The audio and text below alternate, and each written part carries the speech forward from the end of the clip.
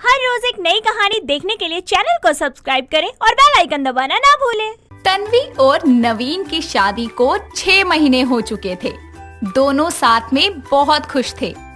ऐसे ही एक दिन तन्वी जब ऑफिस जा रही होती है तो उसके पड़ोसी मिश्रा जी उसे रास्ते में मिलते हैं और बोलते हैं, अरे तन्वी कैसी हो? मैं ठीक हूँ। तुम शादी के बाद भी ऑफिस जाती हो? हाँ, क्यों?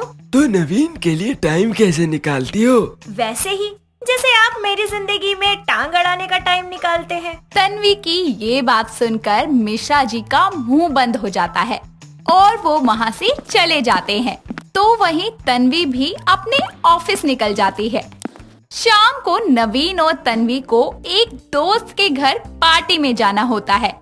ऐसे में तन्वी शॉर्ट ड्रेस पहनकर नवीन के साथ जाने के लिए घर से निकलती है कि तभी लिफ्ट में मिसेस गुप्ता उसे मिलती है, जो नवीन से बोलती है, तो आज कहाँ जाने का प्लान है?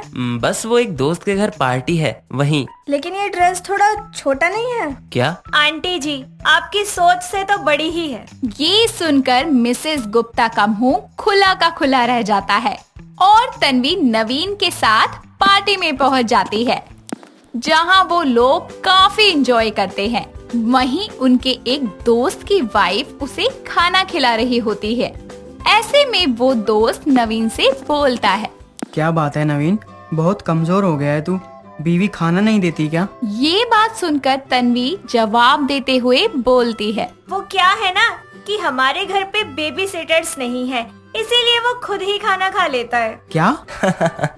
हाँ। तन्वी की ये बात सुनकर वहाँ मौजूद सभी लोग हंसने लगते हैं। जिसके कुछ देर बाद नवीन और तन्वी भी घर लौट आते हैं।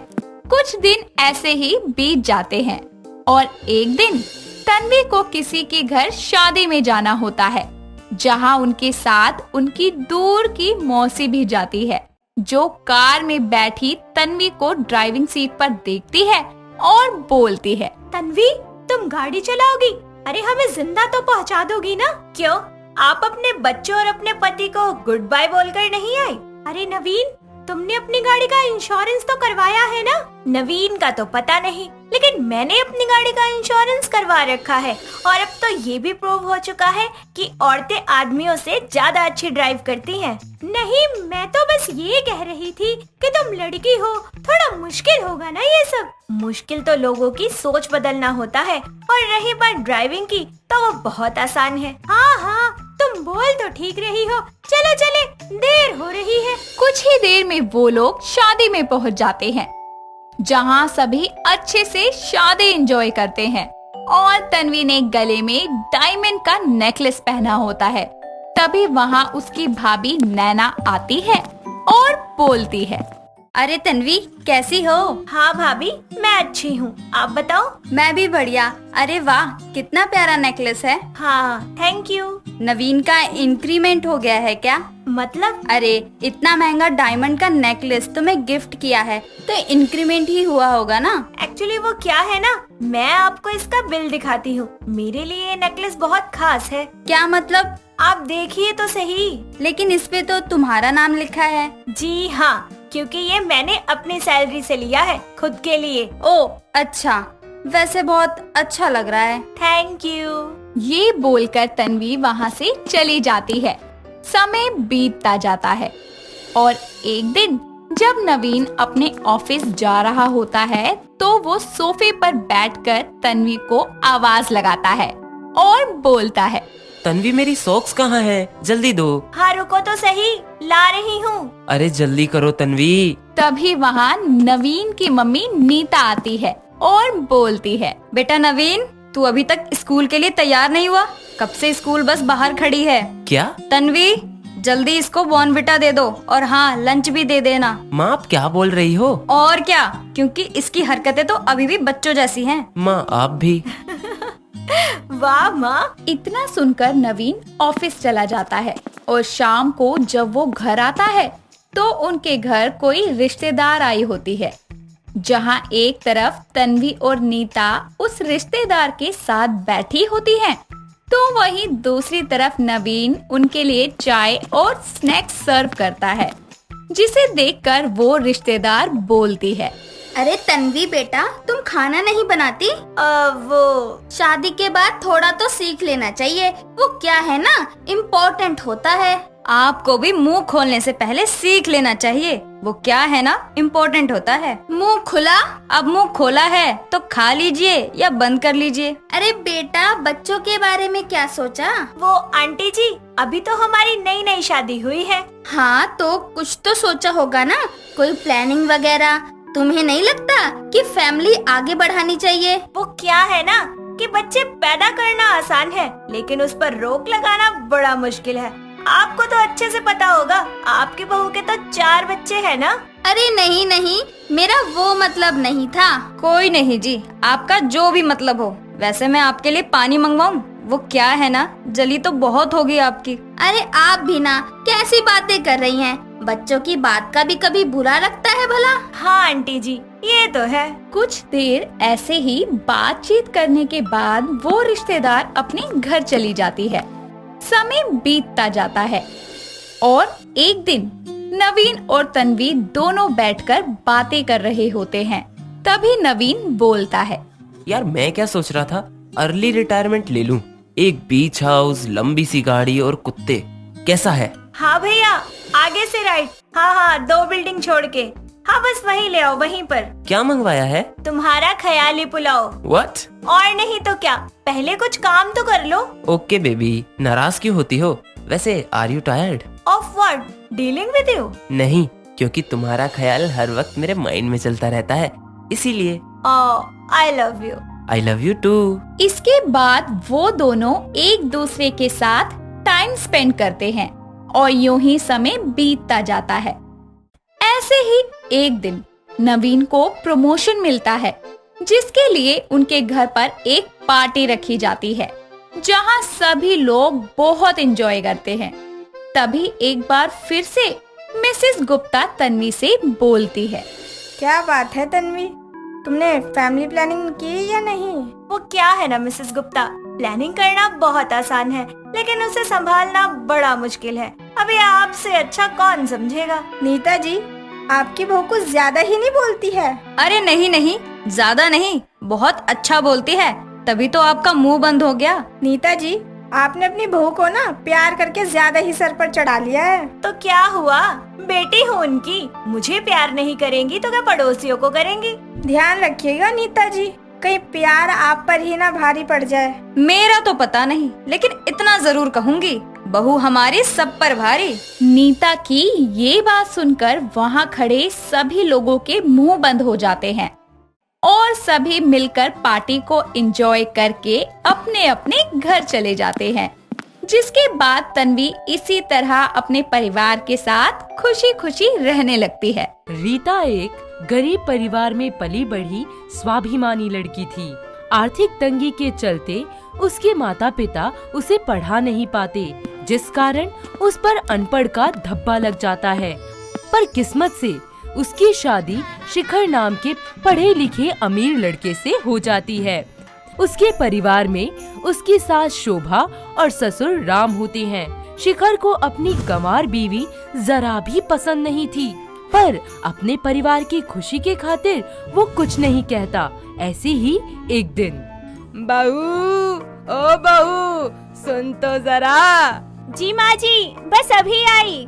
ले बहू, घर खर्च के पैसे संभाल कर अलमारी में रख देना, गिन क्या रही है।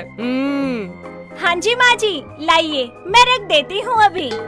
रख दिए ना। अरे हाँ, कभी पैसे की जरूरत हो तो बेझिझक ले लेना। जी माँ जी। माँ जी, मैं बाजार जाकर सब्जियाँ ले आती हूँ, खत्म हो गई है। ठीक है, जल्दी जा और जल्दी आइयो। मेरी और अपने बाबूजी की ले दवाइयाँ भी लेती आइयो। रीता बाजार जा ही रही होती है, तभी उसकी नजर कॉफी शॉप में बैठे अपने पति शिखर पर पड़ती है, जो किसी अनजान लड़की के साथ हाथों में हाथ डाले बैठा होता है। ये सब देखकर रीता को सदमा लगता है। उसकी तो मानो पैरों तले की जमीन ही खिसक जाती है। खुद को संभालते हुए वो चुपचाप छुपकर उन दोनों की बातें सुनने लगती है। गौरी, तुम दुनिया की सबसे खूबसूरत लड़की हो। तभी तो मैं तुम्हारे साथ हूँ। एक वो गवार रीटा पता नहीं कहाँ से मेरी किस्मत में लिखी थी। ओफो, अरे कहाँ खो गए तुम? हाँ ना, कहीं नहीं, बस ऐसे ही। ओके, अब मैं चलती हूँ।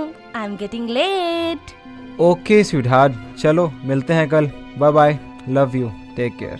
Love you too, bye. अपने पति और उसकी प्रेमिका की बात सुन रीता चुपचाप वहाँ से चली जाती है।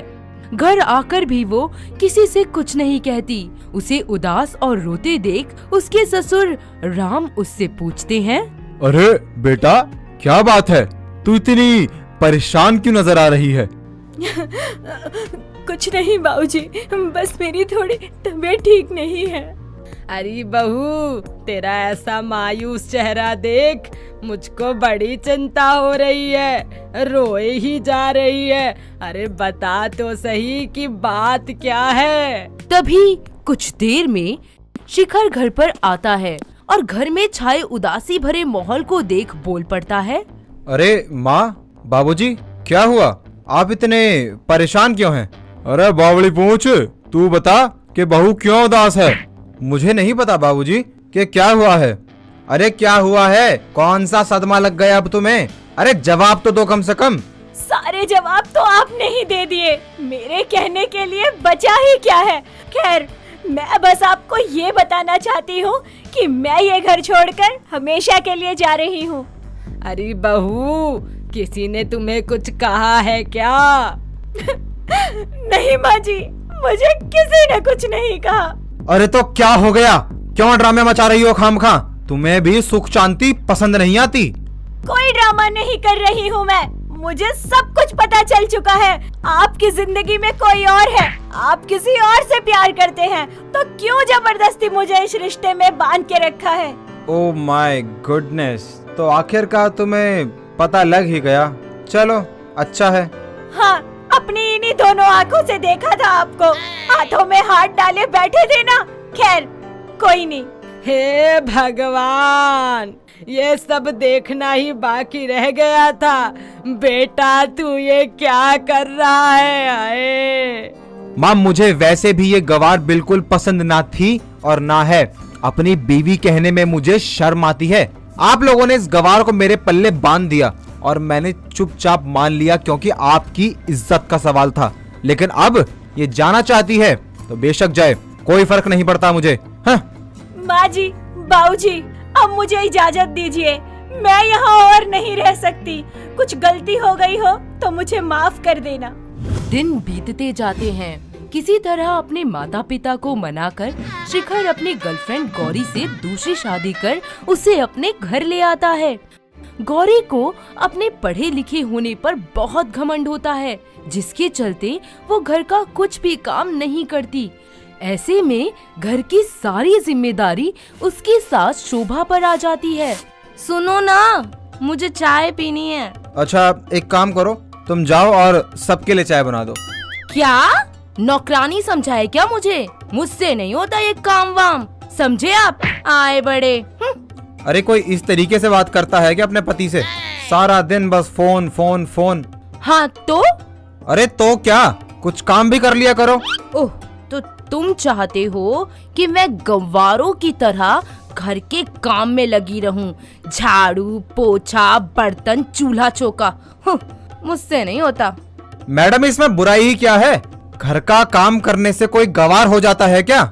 Excuse me for your kind information, I am MA in English medium, समझे? इतनी पढ़ी लिखी लड़की और ये काम तुम्हारी माँ है ना, माँ जो पढ़ी रहती है, उनसे बोलो वो कर लेंगी। हाउ डेयर यू, तुमने मुझ पर हाथ कैसे उठाया? हाँ, गवार कहीं के, अपनी गवार बीवी के साथ रह रह के तुम भी गवार हो गए हो। तुमसे कई गुना अच्छी तो मेरी पहली बीवी रीटा थी। तुम जैसी बड़बोली घमंडन लड़की से मुझे कोई वास्ता नहीं रखना। तो जाओ ना अपनी बीवी के पास वापस, मुझे क्यों सुना रहे हो? वैसे भी मैं इस लो स्टैंडर्ड फैमिली में ना एक पल नहीं रह सकती। हाँ इस तरह गौरी शिखर का घर छोड़कर चली जाती है और उससे डाइवोर्स ले लेती है। वहीं शिखर को भी अपनी पहली बीवी रीता के अच्छे संस्कार और गुणों की कीमत समझ आने लगती है। साथ ही उसे अपने किए बुरे बर्ताव पर पछतावा होने लगता है। आत्मग्लानि से भरा शिखर माफी मांगने के लिए रीता के घर जाता है। Rita, I am very sorry Rita, तुम मुझे प्लीज माफ कर दो। मैं तुम्हें बिल्कुल भी नहीं समझ पाया कि तुम कितनी भोली हो और बहुत अच्छी हो तुम रीटा। जी कोई बात नहीं, जो हुआ भूल जाइए। आपको आपकी गलती का एहसास हो गया, ये भी बहुत बड़ी बात है मेरे लिए। मैं तुम्हारे आगे हाथ जोड़ता हूँ रीटा, प्लीज मुझे माफ कर दो और मेरे साथ मेरी पत्नी बनकर घर चलो प्लीज। मैंने आपको माफ तो कर दिया, पर अब मैं आपके साथ नहीं रह सकती। ये मेरे आत्मसम्मान की बात है और अब मैं अपनी पढ़ाई पूरी कर रही हूँ। रीटा मुझे माफ कर दो रीटा, मेरे साथ चलो रीटा, प्लीज मुझे माफ कर दो। जी नहीं, मैं अपना मन बना चुकी हूँ। मेरी लाइफ का एक लक्ष्य है, मुझे टीचर बनना है। मेरी जिंदगी अब उसी लक्ष्य की तरफ बढ़ेगी। रीता अपनी पढ़ाई पूरी कर एक टीचर बन जाती है। साथ ही अपनी ही तरह की खराब आर्थिक हालत, पारिवारिक दबाव से जूझ रही अनपढ़ लड़कियों को पढ़ाना शुरू कर देती है और वो मोहल्ले की औरतों और बुजुर्गों को भी शिक्षित करती है। उसके सभी परिवार और मोहल्ले वाले उस पर गर्व महसूस करने लगते हैं। इस तरह रीता सबको बता देती है कि एक नारी का शिक्षित होना समाज के लिए कितना जरूरी है। दोस्तों, अगर आपको ये कहानी पसंद आई तो इसे लाइक करें, शेयर करें और कमेंट करके बताएं कि कहानी में आपको सबसे अच्छा क्या लगा।